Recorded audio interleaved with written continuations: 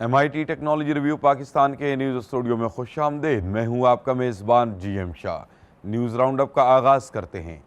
Bulletin के आगाज़ में आपको बताते हैं कि पंजाब इंफॉर्मेशन टेक्नोलॉजी बोर्ड के चेयरमैन डॉक्टर उमर सैफ का कहना है कि ई-रोज़गार प्रोग्राम का दायरा न सिर्फ तेज़ी से वसी हो रहा है बल्कि इसके ज़रिए कौमी ख़जाने में भी इजाफा हो रहा है।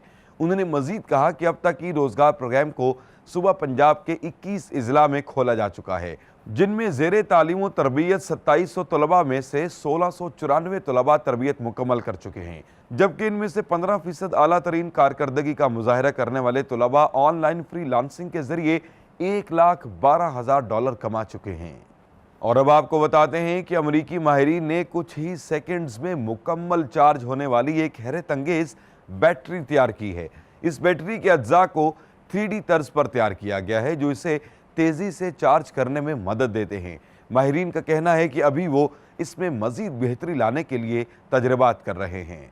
और अब बुलेटिन के आखिर में आपको बताते हैं कि अमरीकी और स्विट्ज़रलैंड के माहिरीन ने बगैर मोटर और बैटरी से चलने वाला रोबोट तैयार किया है।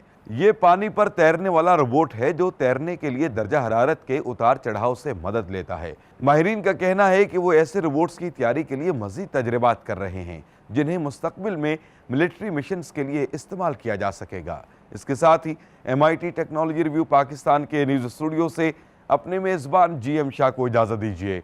अल्लाह निगहबान।